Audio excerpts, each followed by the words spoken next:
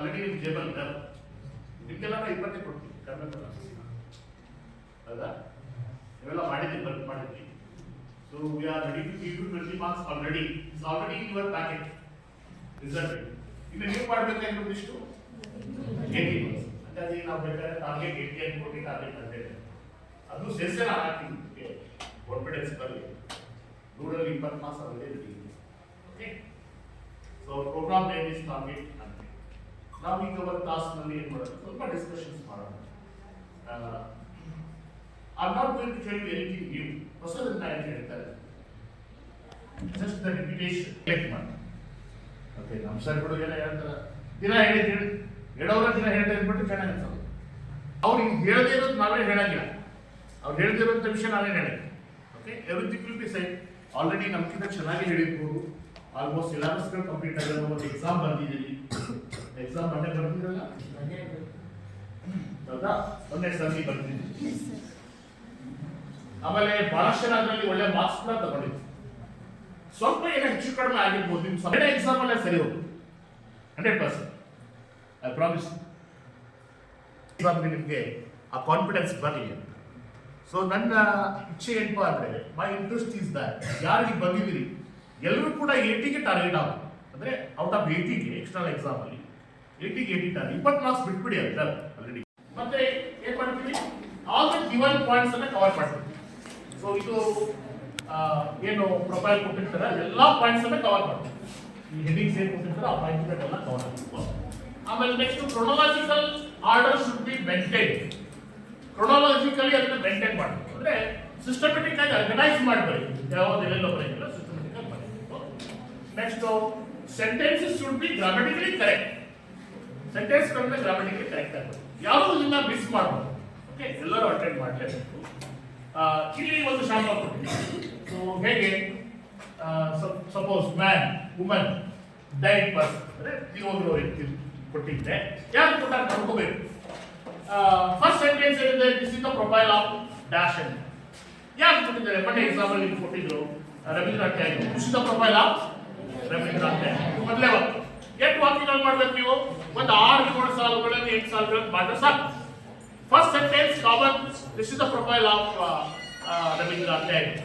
Okay, ಆಮೇಲೆ next ಅವ್ರ birth, parents, education ಏನ್ ಕೊಟ್ಟರೆ ಕಾಮನ್ ಆಗಿ ಇವ್ರು ಏನ್ ಕೊಟ್ಟರೆ ನೋಡ್ಕೋಬೇಕು. ಆದ್ರೆ ಸೆಂಟೆನ್ಸ್ ಹೇಗೆ ಶುರು ಆಗ್ತದೆ ವಾಕ್ಯಗಳು. He was born on date and year.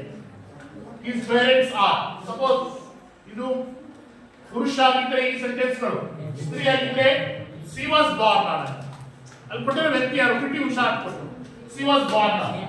Her parents are and ಬರ್ಬೇಕು. Lady, he completed education. Our education is he completed his MSc. He completed his PhD. He is a right day. Mr. Mamadle, attention divert Mamadle. Hobbies, he likes.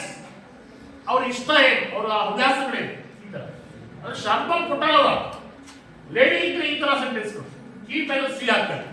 ಆಮೇಲೆ ಇರೋ ವ್ಯಕ್ತಿ ಇದ್ರೆ ಅಲ್ಲಿ tense change ಆಗುತ್ತೆ, past tense ಹೋಗುತ್ತೆ. Okay, he was, ಇಲ್ಲಿ is ಹಾಕ್ತೀವಿ. Okay, is ಹಾಕ್ತೀವಿ. ಇಲ್ಲಿ ಏನು ಮಾಡಬೇಕು, ವಾಸ್, ಎಲ್ಲ was. She was born on. His parents were. She completed. She was. He was used to. He was so popular. ಈಗ ರವೀಂದ್ರನಾಥ್ ಟ್ಯಾಗೋರ್ ಬೈಕೊಟ್ಟಾರೆ, ಅವರ ಬರ್ತಿದಾರ ಗೊತ್ತಿಲ್ಲ. ಅವ್ರ ಬಗ್ಗೆ ಯೂಸ್ ಮಾಡೋ ಸೆಂಟೆನ್ಸ್ ಗಳು ಏನಿರ್ಬೇಕಿತ್ತು, past tense. Okay, he was ಅಲ್ಲಿ ಉದಾಹರಣೆಗೆ ಈಗ ಅಕ್ಯುಪೇಷನ್, ಉದ್ಯೋಗದ ಬಗ್ಗೆ ಕೊಟ್ಟಾರೆ.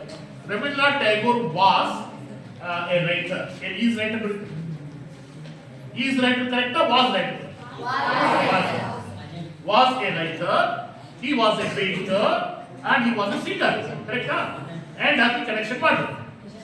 So ಈ ತರ ಪ್ರೊಫೈಲ್ ಗಳನ್ನ ನೀವು ಅಟೆಂಡ್ ಮಾಡಿ. 3 ಮಾರ್ಕ್ಸ್ ಕೊಡ್ತಾರೆ. ಅಂದ್ರೆ ಇಲ್ಲಿ ಪ್ರೊಫೈಲ್ ಇದೆ, ಟೇಬುಲರ್ ಫಾರ್ಮ್ ಅಲ್ಲಿ ಇಲ್ಲ, ಪ್ಯಾರಾಗ್ರಾಫ್ ಫಾರ್ಮ್ ಅಲ್ಲಿ ಬರುತ್ತೆ. ಕರೆಕ್ಟಾ? This is the profile of P.T. Usha. She was born on 27th June 1964. ಆ ತರ ಈ ಮಟೀರಿಯಲ್ ನಿಮಗಿಲ್ಲ. ಈ ಮಟೀರಿಯಲ್ ನಿಮಗಿಲ್ಲ. ಇದು ಈ ಮಟೀರಿಯಲ್ಲು ಆವರೇಜ್ ಸ್ಟೂಡೆಂಟ್ಸ್ ಇದ್ದಾರೆ ಅವ್ರಿಗೆ. ನೀವು ಇನ್ನೂ ಚೆನ್ನಾಗಿ ಬರೀಬೇಕು. ಅವರು ಸಿಂಪಲ್ ಆಗಿ ಕೊಟ್ಟಿದ್ದಾರೆ. ಒಂದು ಸ್ಟೋರಿ ಇದು ಔಟ್ಲೈನ್ ಸ್ಟೋರಿ ಸಿಂಪಲ್ ಆಗಿ ಕೊಟ್ಟರೆ ಇಷ್ಟೆಲ್ಲ ಬರೀಲಿ ಅವರು ಅಂತ 1 ಮಾರ್ಕ್ಸ್ ಕೊಡ್ತೀವಿ.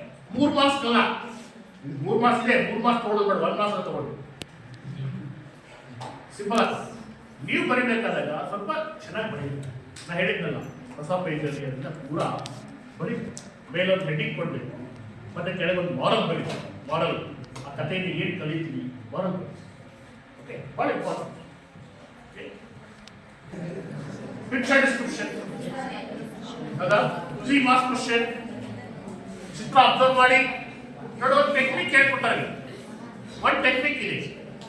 ಇಲ್ಲಿ ಏನೇನು ನೌನ್ಸ್ಗಳಿದಾವೆ ಅವ್ರು ಪಟ್ಟಿ ಮಾಡಿ ಅಲ್ಲಿ ಪೇಪರ್ ಬರಿಬೇಡಿ. ಮತ್ತ ಮೆಂಟಲಿ ಒಂದು ಲಿಸ್ಟ್ ಮಾಡ್ತಾರೆ. ನೌನ್ಸ್ ಟ್ರೀಸ್, ಡಕ್ಸ್, ಬಾಯ್, ಗರ್ಲ್, ಮ್ಯಾನ್, ಫ್ಲವರ್ಸ್, ಬಾಲ್. ಆಮೇಲೆ ವರ್ಕ್ಸ್ ಏನಿದಾವೆ ಕ್ರಿಯಾಪದಗಳು ಅಂದ್ರೆ ಯಾವ ಏನೇನು ಕೆಲಸ ನಡೀತಾ ಇದೆ ಚೆಕ್ ಮಾಡಿ.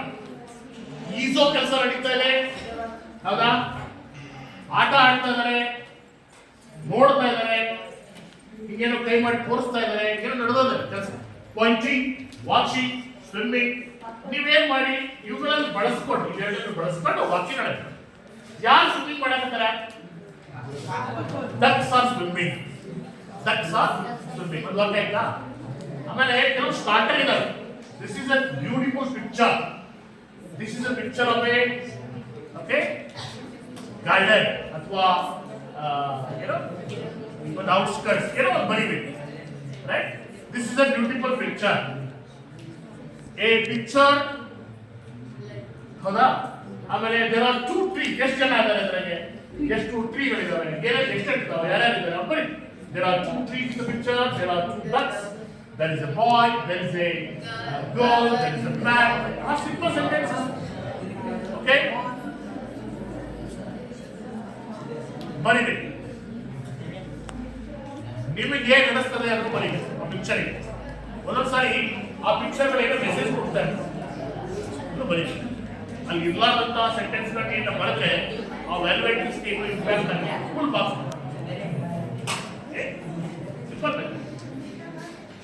ಕೂಡ ಖಾಲಿ ಇಟ್ಟು ಬರಂಗಿಲ್ಲ. ಅಲ್ಲಿ ಏನಾರ ಸ್ವಲ್ಪ ಗೀಸ್ಬೇಕು, ಏನಾರ ಬರೀಬೇಕು, ಅಕ್ಷರಗಳು ಬರ್ಬೇಕಲ್ಲೇ, ಅವಾಗ ನಾವು ಮಾರ್ಕ್ಸ್ ಕೊಡ್ತೀವಿ. ಖಾಲಿ ಬಿಟ್ರೆ ಮಾರ್ಕ್ಸ್ ಕೊಡೋದು ನೆನ್ಪಿಟ್ಕೊಳ್ಳಿ. ಫಾರ್ಮ್ಯಾಟ್ ಅಷ್ಟು ಆಗಿ ಬರ್ತೀನಿ ಸರ್, ಒಳಗಡೆ ಕಾಂಟೆಂಟ್ ಏನು ಬರೆಯಂಗಿಲ್ಲ, ನನಗೆ ಗೊತ್ತಾಗಲ್ಲ ಅಂದ್ರೆ ನೀವು ಎಲ್ಲಾ ಮಾರ್ಕ್ಸ್ ಕಳ್ಕೊತೀವಿ. ಆ ಕಾಂಟೆಂಟ್ ಅಲ್ಲಿ ಸ್ವಲ್ಪ ಏನಾರ ಒಂದು ಲೈನ್ ಅವಾಗ ಫಾರ್ಮ್ಯಾಟ್ಗೆ ಮಾರ್ಕ್ಸ್.